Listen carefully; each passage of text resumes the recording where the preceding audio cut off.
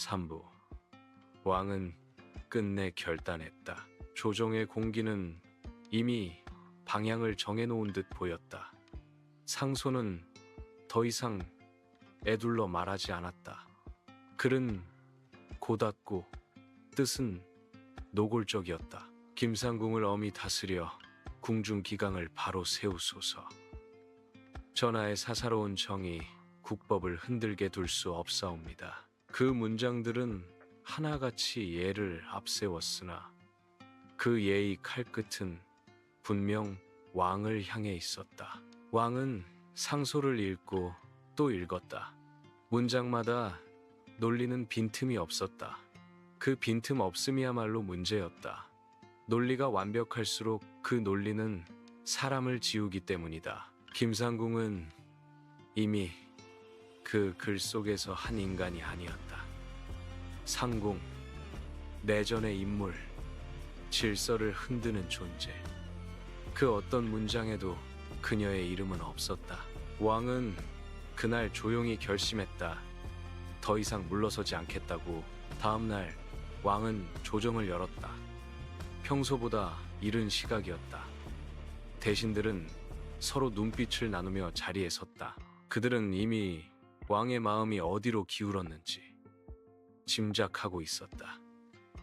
그리고 그 기울어짐을 바로잡는 것이 자신들의 의무라 믿고 있었다. 왕은 천천히 입을 열었다. 근래 내전의 일로 조정이 소란하다 들었다. 대신들은 고개를 숙였다. 그중 한 명이 앞으로 나와 상소의 요지를 다시 아뢰었다. 말은 차분했고 예는 충분했다. 그는 끝내 이렇게 덧붙였다. 전하, 나라의 법은 사람 위에 있어야 하옵니다. 그 말은 옳았다. 그러나 왕은 그 옳음 속에서 아주 작은 오만을 읽었다. 법을 말하는 자가 법을 쥐고 있다는 착각. 왕은 그 착각을 오래도록 지켜봐왔다. 그대들의 말이 옳다. 왕의 대답에 조정이 잠시 술렁였다. 대신들은 안도의 숨을 쉬는 듯했다. 그러나 왕의 다음 말이 그 숨을 멎게 했다. 그러나 그대들이 말하는 법은 과연 누구의 법인가? 정전이 조용해졌다. 왕은 한 걸음도 물러서지 않고 말을 이었다. 궁중의 절차가 어긋났다면 그것은 한 상궁의 죄로 끝낼 일이 아니다. 약제의 경로가 바뀌었다면 그것은 개인의 실수라기보다 체계의 문제다. 그 체계를 만든 것은 누구인가? 대신들의 얼굴이 굳어졌다. 왕은 그들의 침묵을 기다렸다는 듯 미리 준비해둔 말을 꺼냈다. 나는 내 의원과 승정원, 내전의 기록을 모두 살폈다. 그리고 알게 되었다. 약제의 경로는 의도적으로 바뀌었다. 그리고 그 의도는 김상궁 한 사람의 손으로 가능하지 않다. 그 말이 떨어지자 조정의 낮은 웅성거림이 번졌다. 왕은 그 웅성거림을 자르듯 말했다. 누군가는 김상궁을 미끼로 삼아 내전의 질서를 흔들고 나의 판단을 시험하려 했다. 그대들은 예를 말했으나 실은 권한을 다투고 있었다. 이제 분위기는 완전히 달라졌다. 왕은 더 이상 방어하지 않았다. 공격하고 있었다. 나는 묻겠다.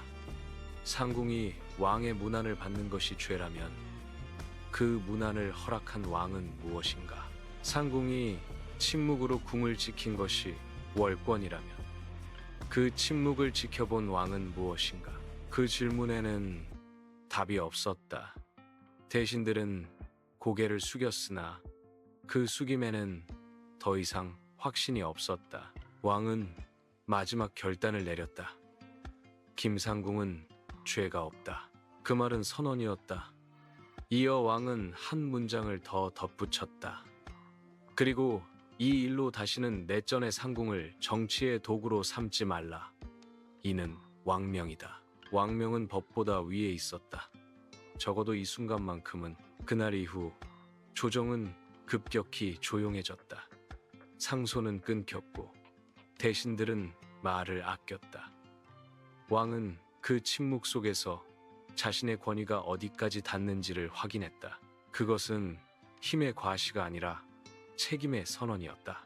그러나 정치의 승리는 사랑의 완성을 의미하지는 않았다. 왕은 그날 밤 김상궁을 불렀다.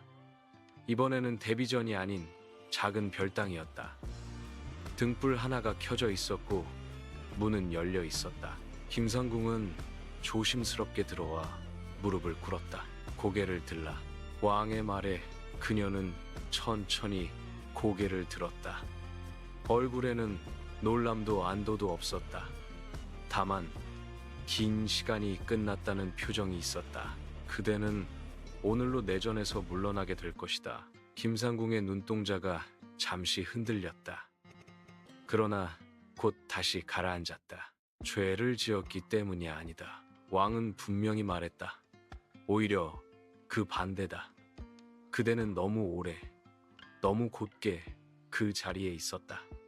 이제 궁은 그대를 더 필요로 하지 않는다. 아니, 더 정확히 말하자면 내가 그대를 그 자리에 두지 않겠다. 김상궁은 아무 말도 하지 않았다.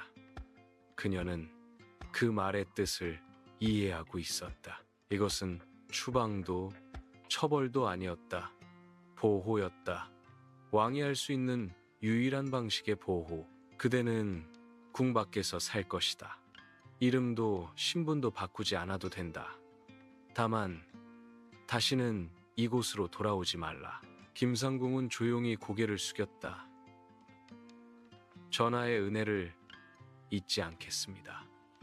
그 말은 감사였으나 그 안에는 이별이 담겨 있었다. 왕은 그제야 마음 한구석이 무너지는 것을 느꼈다. 그러나 그는 그것을 얼굴에 드러내지 않았다.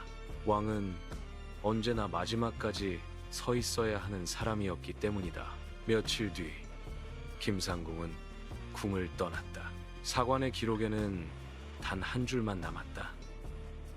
내전의 상궁 김씨, 병환을 이유로 물러나다. 그것으로 끝이었다. 세월이 흘렀다. 왕은 정국을 안정시켰고 몇 차례의 개혁을 단행했다. 그는 강한 왕으로 기록되었다. 신하들을 다스릴 줄 아는 군주, 예를 바로 세운 임금다고 그의 이름 옆에는 현명하다는 평이 붙었다. 그러나 밤이 되면 왕은 종종 별당 쪽을 바라보았다. 그곳에는 이제 아무도 없었다. 등불도 침묵도 다만 바람만이 지나갔다. 왕은 알았다. 자신은 사랑을 선택한 것이 아니라 사랑을 지켜낼 수 있는 정치를 선택했다는 것을. 그리고 그 선택이 가능했던 것은 누군가가 끝까지 침묵해 주었기 때문이라는 것을. 그 침묵의 이름을 왕은 끝내 입 밖에 내지 않았다. 그러나 기록되지 않은 것들이 늘 가장 오래 남는 법이었다. 끝.